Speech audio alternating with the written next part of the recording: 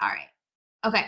So in the comments right now, everyone who is on, or if you'd like to speak, you know you're allowed to speak during this. I want to talk about, and I'm so glad Amber is on here live because this idea, Amber, stemmed from our one-on-one coaching call because Amber told me that she started to notice negative things about her body when she started Courageously Confident. And that's not necessarily like a bad thing, but it got me thinking, do fitness communities cause negative body image, right? So my kind of take on it is when you start a fitness program and you start focusing on fitness, you're focusing on your body more than you have before. So you're more aware of your arms and your legs and your thighs and your butt and the things you don't like and the cellulite and all the things just because you're looking at it more.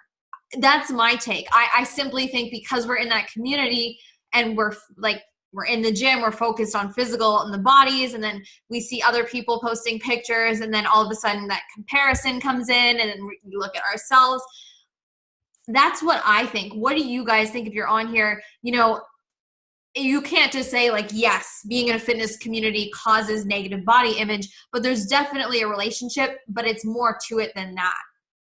JC says, yes, you're becoming more aware of things that you may have been in denial about before. Yeah, in denial or even just not noticing because you simply just didn't think to look at a certain part of your body. You know what I mean? Like whether you're in denial of being unhealthy is one thing, or just simply not being aware of the silly thing on your leg or the cellulite or your arm flab or, whatever. I agree with JC. I've noticed my stomach a lot more since starting. Yeah. So how do we go about, I got a notification. It looks like someone's trying to get on. Give me a second. Someone's trying to get on and I want them to get on live. Okay. Sorry. So back. Don't worry. Yes, Amber, I will unmute you. Go ahead. Hey everybody. Okay, so the whole thing started because I went to a Girl Guide camp and I was one of the smallest girls there, and we had built something and I was doing a mock pull-up or whatever just to test the weight, and they were all like, oh, I would never be able to do that, you're so strong, like you're so fit.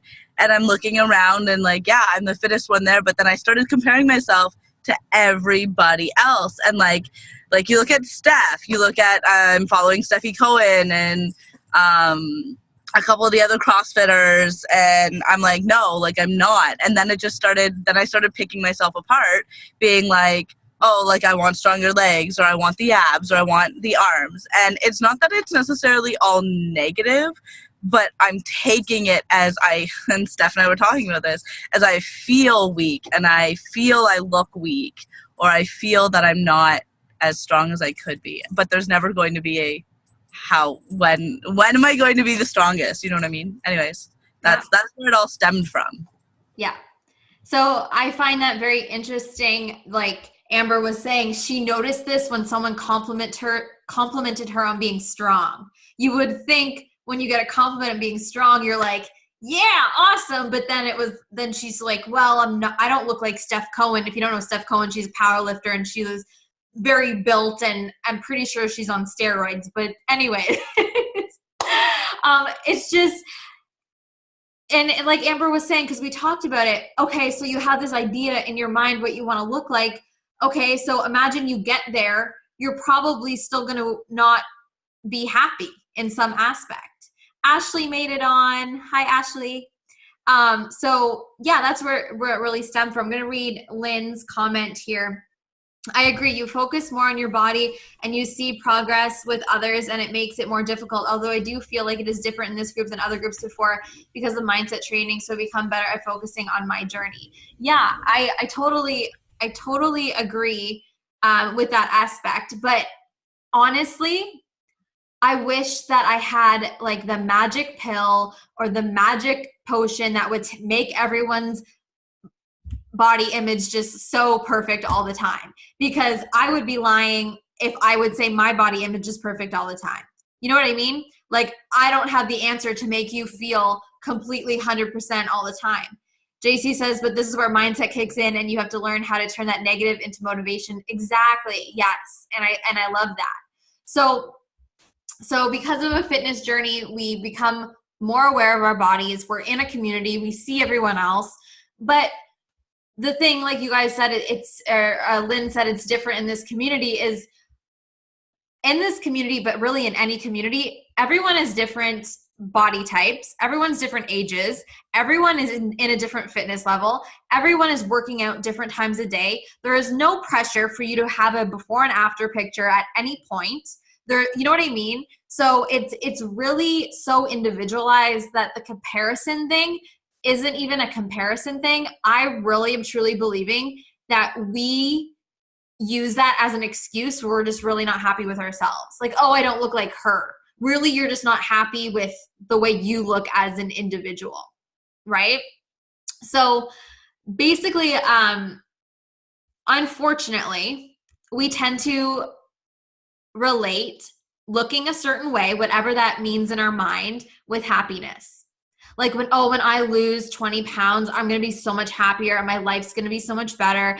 And I'm going to meet the man of my dreams and I'm going to buy a big house and I'm going to throw a big party. Like we relate happiness to how we look, and we relate. So therefore our body becomes this like emotional attachment.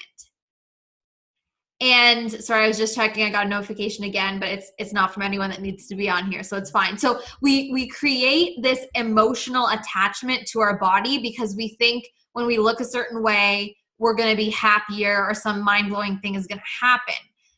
Ashley K says, comparing yourself to others can really take a toll on body image. The only person I want to compare myself is to who I was yesterday. And you know, as cliche as that quote is, it's so true, because it's not realistic to compare ourselves to someone else. Yes, perfectly said. So we attach our body image with emotions, and then we get that negative body image, and it's like it goes both ways. So here's my take, and I've talked about this many times. So when I'm stressed or I have not had enough sleep, my body image sucks. Has my body changed since yesterday? No. It's like what I feel in my mind. So I'm stressed, I'm tired, whatever, I'll automatically like get mad at my body. We all have negative body image. Like you notice one day you could be feeling hot, amazing. The next day it flips, but your body didn't change, right? So realizing like, oh my God, it's so back and forth. It's such a mental thing, brings you back to be like, okay, my body didn't change. Why am I freaking out? And if it did, what is the worst thing in the world, right? So a big thing is to get comfortable with your emotions. Like let yourself be emotional, let yourself have a negative body image moment, and then move forward. That's a huge part of mindset is opening up your emotions and being aware that the things that aren't your favorite, like if you don't love your arms or you don't love your legs, is your life going to change if they magically turn into what you want them to? No. Your body doesn't represent who you are emotionally, intelligently, socially, right? You make the choice to not let it affect your self-esteem. So again, like I said before, it's still going to come up. You're still going to have negative body image, but it's whether you decide to sit and think about it all day or be like, okay, no big deal. I don't like my arms, but is it drastically changing my life? No. Ashley says, one thing you said yesterday I said this on my Instagram story, is that your body isn't the definition of who you are. And that's exactly true. You know, like you would still have the job you have. You're still just as smart. You're still just as nice. Like obviously, because we attach emotions with it, confidence can go up and down. Like if you don't feel confident in your body, you're gonna shrug. You're not gonna feel right. So then you're not gonna act confident. So that's a thing to work on.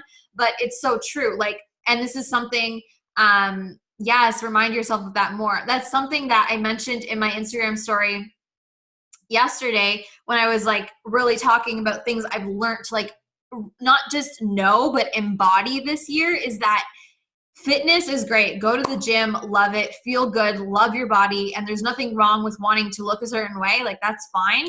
But the focus that I have is so much more in depth than your body. And that's what you have so many more amazing things in your life to focus on and put your attention towards compared to like the small things that you don't like about your body. Right? So that's pretty much where I'm at with body image. I wish I could give you like an envelope with like the magic sparkle that takes it away and just makes you feel, but it comes down to being nicer to yourself. Like, no one in here would tell someone else like, girl, you don't look too good. Like, your thighs, damn, they're not so hot. So why would you tell yourself that? I had a coaching call, and she's not on here right now, but last night she goes, and she's going to laugh when she watches the replay. She goes, I think I want to be a personal trainer, but I have to wait until I look like it. And I laugh at her because I'm like, you could be a personal trainer right now. Like, as much as we think that personal trainers have to look a certain way, would you judge, like, if you look completely jacked, like a bodybuilder competitor, like someone walking on stage, that might be even more intimidating than someone who looks normal, quote unquote. Like, you know what I mean? And I'm like, so what are you waiting for? To be a personal trainer is not how you look, it's how your ability to coach people. And especially if you want to coach women who are intimidated, pretty sure they're not going to pick the big bodybuilder man who looks scary. So I'm just like, you can be a personal trainer now. They don't take your BMI and get your health statistics. They just see if you're good at being a personal trainer. Ashley says we all have different body types. What is fit for one person is not the same for another. Fitness should never be one size fits all. And because when she was telling me this, I was thinking of my gym and the personal trainers that come in and out of there. And I'm like, well, they're all different ages. They're all different body types. Like, and I never judge someone based on what they look like, their capability to do something. So we all make up these ideas more about ourselves than what we put on everyone else. And it's so freaking true. Maggie says, preach, girl. Yes. And that's exactly it. And like, I went on a rant on this before. You can't look at someone and say she's really strong or she's weak or she's not healthy or she's not fit. You can't judge someone by what they look like. And I had that insecurity because I'm small and people are like, well, you can't be strong. And I'm like, well, fuck you, because I can be and I am. And like that's literally like, so you can't look at someone and decide whether they're fit or not. It's impossible. Can you imagine if we were all judged by how well we can do something by our bodies? It's so ridiculous, right? It's so ridiculous. It's so freaking ridiculous. So is there anything else that anyone on here wants to chat and say or verbally bring up about body image and self-esteem and that kind of thing? It's really just about knowing that some days I'm going to look in the mirror, I'm not going to love it. Some days I'm going to look in the mirror and I'm going to think, oh, wow, I'm a rock star. And some days it's going to be in between, and you can't let yourself ruin your day because of it. And the way you look isn't how smart you are or who you are as a person. It's just our bodies. And to be honest, I don't follow a lot of like other fitness communities anymore or certain things. So I don't even know what it's like out in the social media fitness world, because I'm so in my own lane that I don't look at it anymore. So I don't know how ridiculous it still is, if things have changed or not. Lynn is shaking her head no. I have no idea. I just know what I know. Oh, Ashley says, finally hit a red light, but yes to everything you said. I'm so guilty of comparing myself to other fitness professionals, but learning not to. Maggie says it's still health. Okay. I'm good. I'm so straight up that I don't even follow the people I follow on Instagram. I'm doing a podcast interview with someone, and the reason that I follow fitness people is because of their captions, not because of their pictures. And I reached out to this guy. I'm like, holy shit, you finally have a caption that is captivating and is interesting and is educational. And he's a personal trainer and an entrepreneur. I'm like, I want to interview, and like, we're going to do an interview. And I'm like, finally someone has a mind, not just a body. When you're having a down day about your self-image, what can you do to drop the negative self-talk? Lynn says, I unfollowed most, both on Instagram and Facebook, because it was so easy to be pulled into negativity. Yeah. So what can you do when you're having a down day about yourself? Notice it. Notice how mean you're being to yourself, and say, would I talk to my best friend like this? Probably not. Notice it, and then change your thoughts into things that you like about yourself. JC says, I have a bad habit of thinking or even saving photos of goal body when I'm scrolling through Insta. And you know what's wrong with that? And I'm sure we're all guilty, is your body will never look like that because you are not that girl. Not saying that you don't have the ability to change your body, but you're just not her. So it's so unrealistic to look at a picture. I've had women DM me pictures and say, can you help me look like this? And I say, no. I say, you're not allowed to join. I said, you need some other help first. Like, it's so bad, but I'm sure we're all guilty. Lynn says, another thing I learned was to think if I would say those things to my 5-year-old self. Yes, and having a photo, that's so powerful. Of myself at that age, it's so hard to be unkind to that happy child with her 2 ponytails. Oh, and that's so true, And I said this to the client I was talking to last night. I said, would you still talk to me if I gained like 50 pounds, 75 pounds? And she's like, oh my gosh, yes. Like, and I'm like, so if my body changed, I could still do what I do, but if your body changes or stays the same, you're not worthy. You know what I mean? Like, what? Ashley says, I just try to be a more jacked version of myself for a goal now. That's funny. Think about it, guys. Think about it. I know some of you say this, and I hate saying it, is what would Steph say to you right now? Because when I have my bad moments, I'm not perfect. I have bad moments, and I'll complain to Eric, and he'll say, Steph, what would you say to one of your girls right now? That's what he says, to one of your girls. And I'm like, oh no, yeah, you're right. And then I pick myself up and bring myself back to reality. It's just an awful thing that we do to ourselves. We value our worth and our happiness from what we look like, and it's so sad. Maggie says, you would tell me to get my shit together. I might, depending on the mood I'm in, I might say that, or I might say a nicer version. But sometimes you have to tell yourself, get your shit together, right? I have to say that to me. What would WWSS, what would Steph say? That's what I say sometimes when I'm going through something else with my coach. What would Melanie do right now? What would Melanie do? Oh my God. Sometimes that's what you have to do, right? Okay. Body image. And sometimes, like, this is where it really hit me. It became too exhausting for me to focus on it every single day. Like, I don't have time for it. It became so exhausting to every day, like, have to look at myself and look at what I don't like, where it comes to a point where, like, I'm done. So if you're someone who goes to the mirror and you already have it in your mind that you don't like certain things, you're going to see those certain things you don't like just because you have it in your mind. So maybe it's less time in front of the mirror. Maybe it's less time on the scale. Maybe it's no time on the scale. I don't know, whatever your life is. But there just comes a point where it's like, I don't need this in my life. Ashley says, my body image has been like a roller coaster. Some days I feel good and other days I struggle. I compare myself now to who I was 10 years ago. And it's hard when you've changed a lot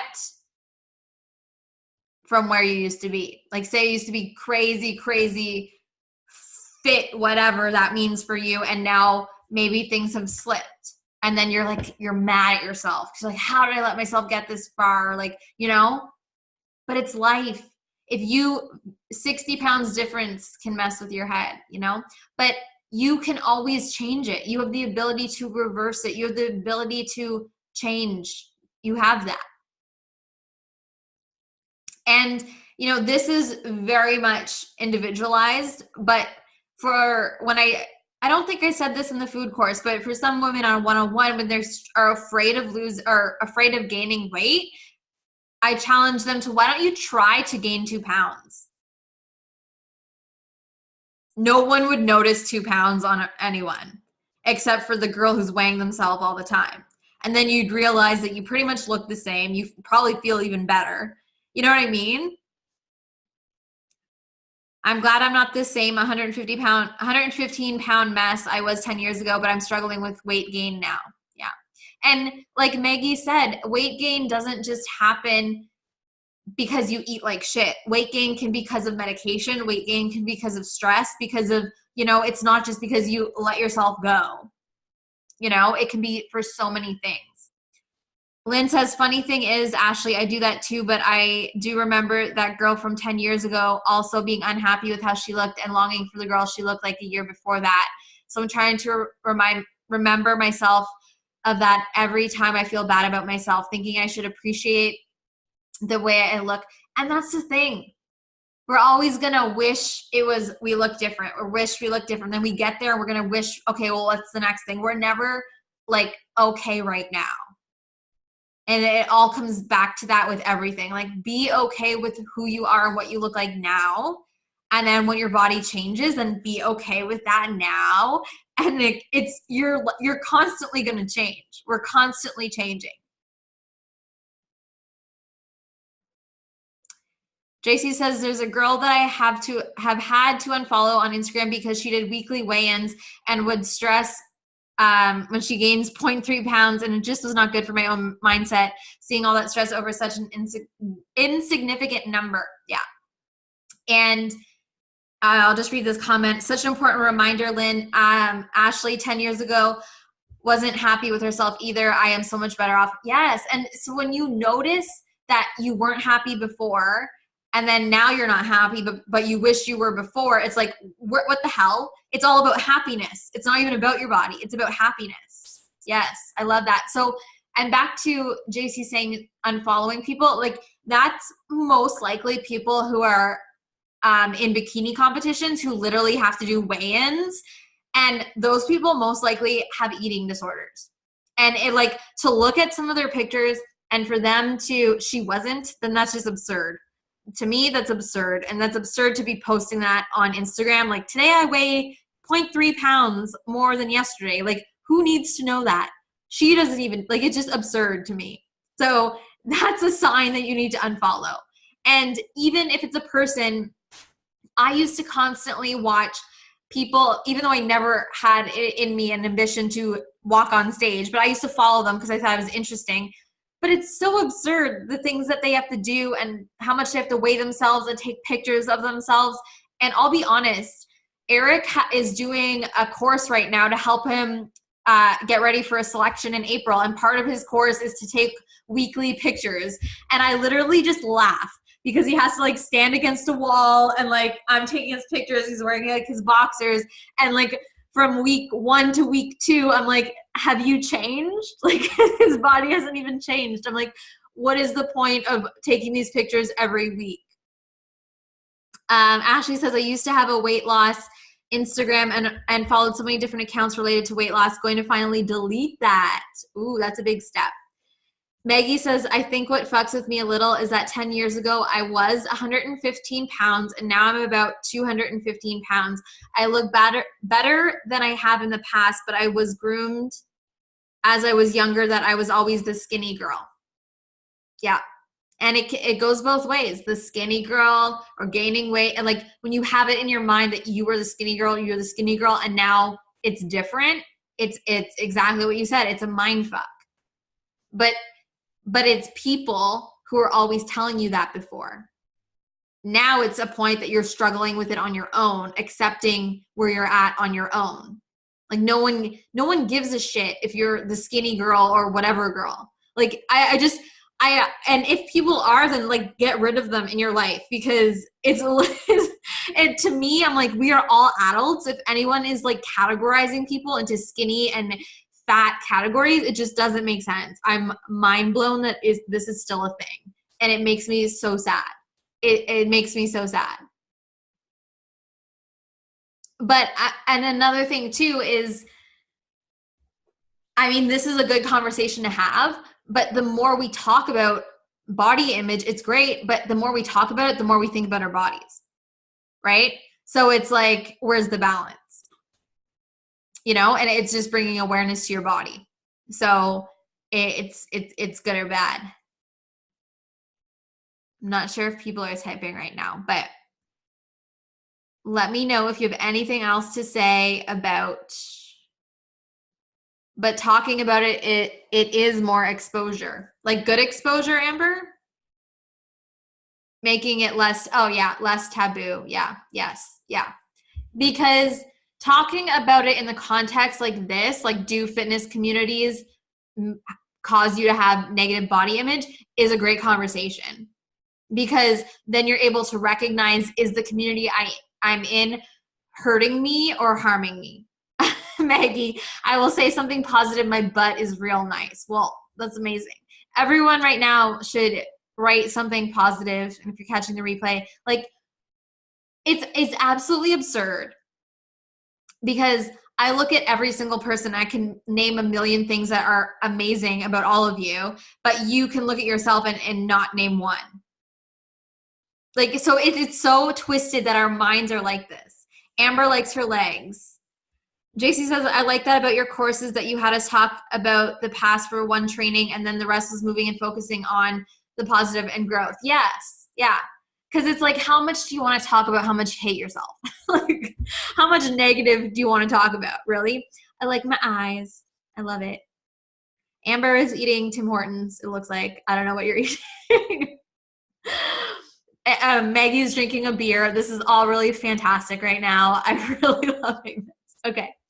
So let's move on to enough body image. Let's just love ourselves and move on with our lives. This is a mood I'm in right now today. Okay. You guys are hilarious. Okay. Goals. So a lot of the things that have been coming up lately in the group were, okay, so what's a realistic goal for me to squat by this time? Or how do I set goals? Or blah, blah, blah, blah, blah. This is what I have to say about Courageously Confident that we're in right now and goals. Your goal in Courageously Confident should be doing the exercises with good form. That should be your number one goal, is good form, right? Your next is to get stronger in the exercises. So as you're working on form, get stronger in the exercises. Just get stronger. Like, because if you are, whether you're starting out new or this is like your first time doing a program, it's new anyways. So work on form, see where you're at generally in weight with the exercises, working and understanding what progressive overload is. So if it's like, oh, I've done CC like 12 times now and haven't even changed the weight in anything, that just means you need to try and change the weight on something, right? So like understanding the concept of either increasing the weight or increasing the reps. And that's where you all have become really confident and independent in playing with the rep ranges. Like, I give it because some people need that structure.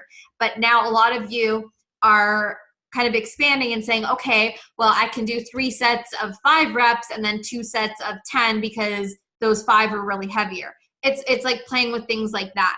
Those are what your goal should be. Your goal should be to gain confidence in the gym, gain confidence going to the gym. And your goal should be creating a habit of working out, whatever that means for your lifestyle, whether you're rocking 7 days a week, 6 days a week, 3 days a week, 2 days a week, creating a lifestyle of training in the gym. understanding that CC is a very basic lifting routine. For most things, it's, 4 to 5 sets of 8 to 10 reps. That's like a typical bodybuilding structured style workout.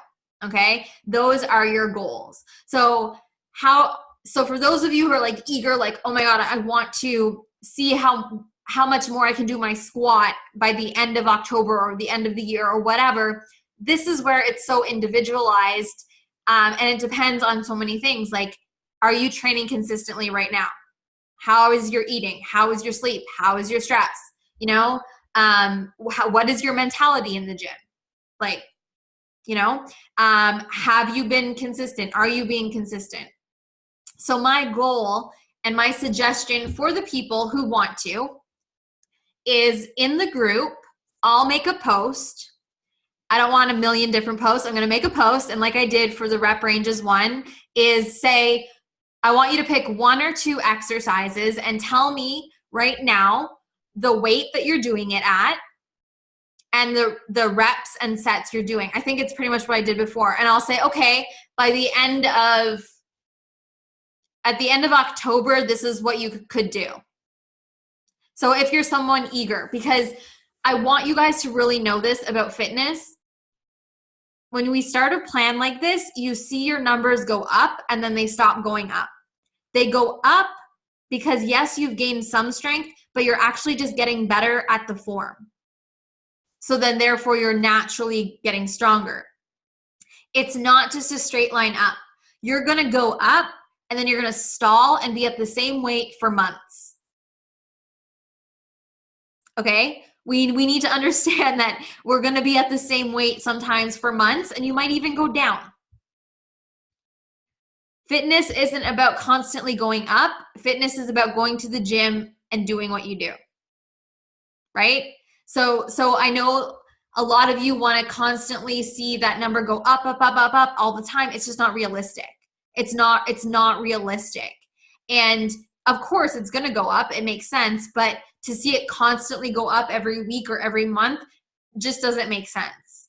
And you may be stronger in, lower body compared to upper body. Maybe your lower body, the numbers go up quicker compared to your upper body. That's normal in general for a woman. Like my bench, it's going to take me like a year, but my squat might go up quicker just because I'm naturally stronger in my lower body. So understanding that too, you're all different parts aren't going to just go up at one.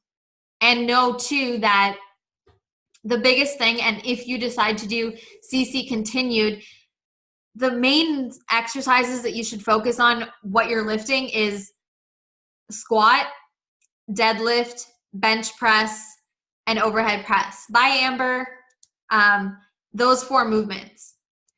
I have no idea what my cable bicep curl is. I have no idea what my tricep pull down is. I don't even give a shit. Right? I'm being really spicy tonight. This is just how I feel.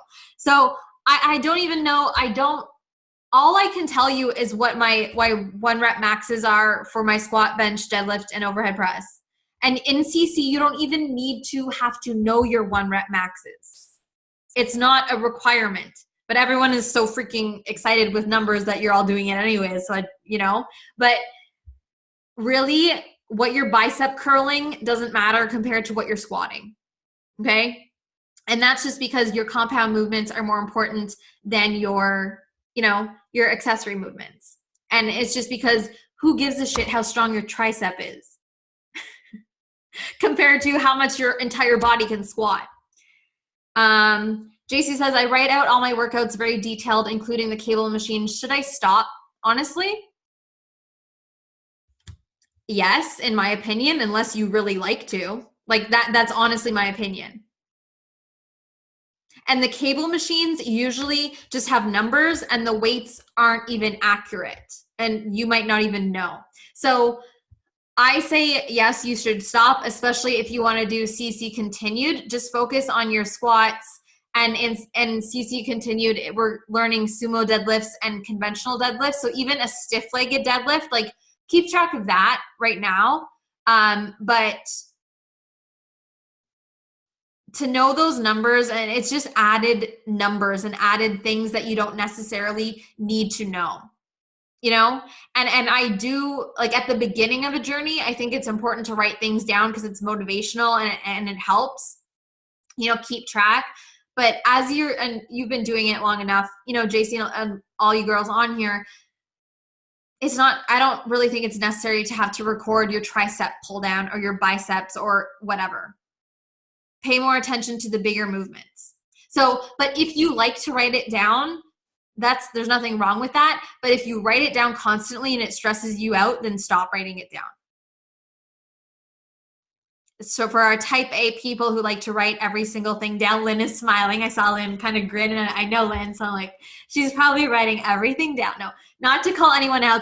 We're all like this. So here's a thing. Yes, JC, you can speak. Of course. Here you go. Can you hear me? Yes. Okay. So just so I understand, so like right now I've been writing, I'm trying to find an example. Like on a cable machine, okay, like on the wide lat pull down machine, I did one of the times like 4 times 10 at 30 pounds. And then I'm trying to find a better example. Okay, like the leg extension, 3 times 10 at 80 pounds, 1 times 10 at 90, 1 times 10 at 100. So instead of like focusing all that and trying to keep track of, okay, I need to do like four or 5 sets, should I just do it, find a weight that's heavy that I know I can do about 10 and then just do it till I'm tired and then move on to another machine? Yeah. Okay. That's exactly right. Okay. Yeah. I'm going to mute you in case there's like feedback, but that's a great example. I'm glad you shared that because like I have no idea what I use on a leg extension or hamstring curl because that's after I've squatted and after I've deadlifted or whatever, then it's accessory, which is still important, but it's more about feeling your muscles work, right? So pick a weight where you're like, okay, I think I'm around here. Oh, that felt easy today. I'll go up, right? Or maybe that day that you like went crazy on your squats and you feel weaker, then maybe it's down a little bit. You play it by ear because in what I think a lot of you guys do is see what you did last week and be like, this week has to be heavier. Oops, who's guilty? You know? So in a movement like that or any movement, it just doesn't work like that because every day is different. Maybe you're weaker that day because you didn't eat as well or you didn't get good sleep or you're working out at a different time or you're stressed out. You know, so that's a really good example. And so I'm glad you shared that. So like cable machines and stuff like that. Yes, that's exactly what I do. I want to do at least do the same or go up. Yeah. But that's just not always realistic. And that's something I really, really want you guys to know is you might be squatting something right now and something happened and your squat goes down 20 some pounds. Like that happened to me. And I was squatting, like my 1 rep max was like 190 and I haven't touched that or went anywhere near that since December. Because something happened with my hips weren't feeling right, my squat, everything felt wrong. So I was only going to like 145, 150 because for all of this year, up until like January to December, or no, it's not December, September. So, you know, it's an up and down kind of thing. Lynn says, I write it down, but I also add notes on how I feel, what I feel in my back and if I should go up or not, because it helps me discuss my progress with my doctors. Yes. And then in that case, that totally makes sense, you know? So, and because of, you know, you're talking to your doctors about it and your back and all that kind of thing, that absolutely makes sense. Time to go make people feel like rock stars and smash the ground with some sticks. Have fun. Bye, Ashley. All right. So I really, while numbers can be great, I really try hard to overly focus on them exclusively. If I focus on anything too much, it triggers my anxiety. Maggie says, I wrote down how I feel that day too, and if certain exercises make me feel off. Yeah, and I love that you notice how you feel, like both mentally and physically. Like, is something off today, you know? And we may not feel muscle soreness, but our muscles may still be fatigued. And that's something to consider too. So even, my legs feel fine today. I should be able to go up. and then you're like, what the heck's happening? Your body might feel tired or may not feel tired, but it is tired. So that's something to consider as well. So really, in terms of Courageously Confident and this program, it's yes, I love it. I want you guys, and that's why I give the lifting journal and all the things, is to Maggie's got another beer. I just love this. This is it's Thirsty Thursday. Okay, Ashley K is going as well. Bye. Okay. In Courageously Confident, what you're doing now, focus on form, focus on where you're at now, focus on what your rep ranges are with a certain weight. And if you decide to learn new ways to train, that's actually when it's more important to know what your 1 rep max is and base off of there. So that's, if you have any other questions about goals or tracking your weight or anything, write them down if you're on right now and we'll address it. But I'm going to talk a little bit about CC Continued and how it's different than Courageously Confident. So Courageously Confident Continued is a new style of training. It's more about strength. It's only structured as 5 days a week, but just like Courageously Confident, you make your weeks the way you make your weeks. It's totally up to you. So I am going to I'm going to tell you what you do each day, your main movement. So it's either going to be like a squat day, a bench day, an overhead press day, a deadlift day. I'm going to tell you that. I'm going to tell you, you're going to figure out your 1 rep max. It's something that we do in the program. So, and then I teach you how to do this, how to figure out your 1 rep max. If you need a spot, when you don't need a spot, how to calculate it. If you don't have a spot, I teach you all this. And then it goes into, it's a 14-week program where you basically train off of different percentages. So off of your 1 rep max, you're going to calculate different percentages and train just on your main movements, just off your bench, your squat, your deadlift, your overhead press. So then the fun part comes in because you guys have already done CC. You already know, okay, this is a bicep exercise, this is a butt exercise, this is a leg exercise. I'm telling you your main. I'm telling you an assistant movement. An assistant movement is something that helps you perform your main movement better. And then you're going to get freedom. And I'm just going to tell you, go do accessory movements for your back and your biceps, for example. So if one day you're like, oh, this is awesome, I only have 30 minutes to go to the gym, I'm going to get my main movement in, my assistance movement in, and maybe 1 or 2 accessory, but today I don't have time, and it's all good because I can choose what I want to do. And so I talk about how to choose and like timing and all that kind of stuff. So the reason that this is different is because you're going to know your percentages and they're going to be accurate for you to train on. You don't have to guess what a good weight is. You're going to know what the weight is based off of your 1 rep max. Does that make sense? It might sound kind of confusing. Yes, I'm bringing math into the equation. It's not that hard of math, I promise. When will it be available? So I hate math. Yeah, don't worry. I make it as easy as possible. So I am thinking in November, but this CC group, like I said, is open the whole year. That promise is not, like, this CC group is open the whole year. I'm thinking it will be available the end of sometime around November. You can buy it and not start it till January. You can start it in November. I'll have an extended group, just kind of like how this one is to start anyways, because I'm not offering it to the public. It's only offered to people who are in CC. And so it'll be a coaching group just like this, post your form checks. There's going to be new exercises to teach you how to do sumo deadlifts, conventional deadlifts. There's actually other movements that aren't in CC that I'm going to show you to do. So there's a whole new exercise database with new videos for that. And yeah, I love it. It's the training that I do now, just because after a while you're kind of like, you want something more structured, you might do it and then go back to CC style. And the fun thing is you do it, I promise you'll get stronger, and then you redo the program and put in your new numbers, and you've got another 14 weeks to go. It's kind of fun. It's pretty fun. Lynn says, that sounds amazing. Just wondering if this would be a fit for me with my health issues. So Lynn, that comes down to how deadlifts feel for you, because that's my biggest concern for your back is deadlifts. So my suggestion is you can do it. And if deadlifts feel like not too good for your back, then you would just not do the percentage work with the deadlifts. You would just stay with a weight that feels good for your back.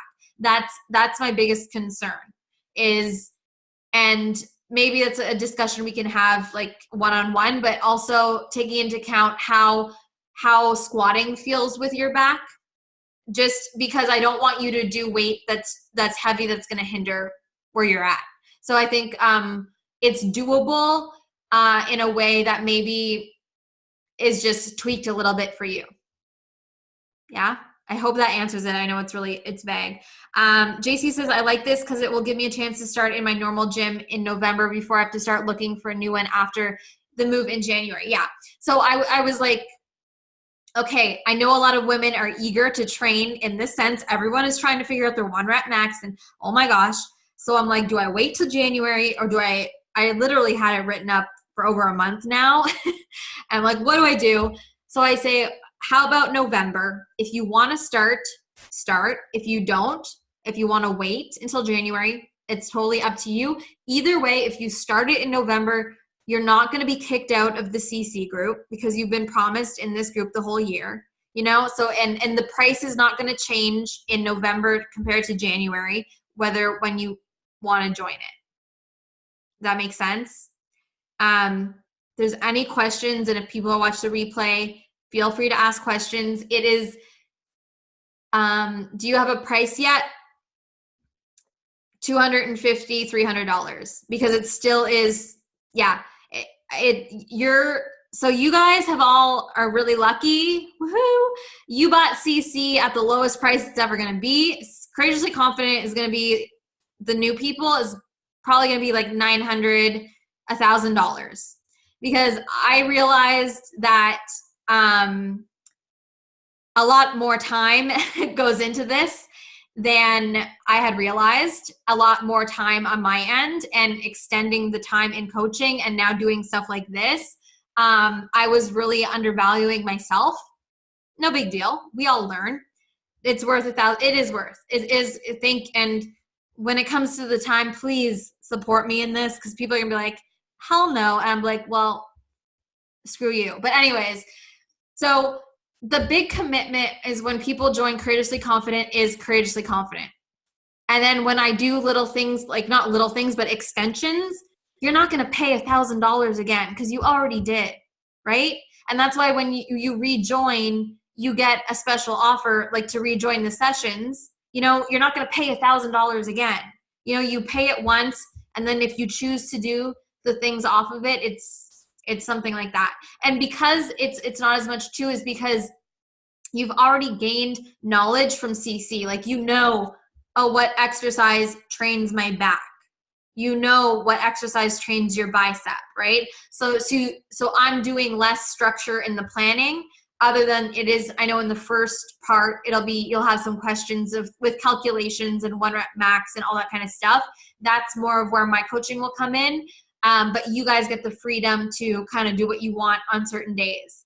And that's what I want for women, is to gain, know the structure, but also gain the independence in the gym to be confident, to know and make up your own routines. That makes sense? Yeah. So I feel good with pricing. To me, here's just a little behind the scenes. I don't sit down and think, okay, it took me a month to write the program, so that's so many hours times how much am I worth an hour. I don't make, oh, my mom is calling me. I'm just going to turn that off. I'm sorry. Sorry, guys.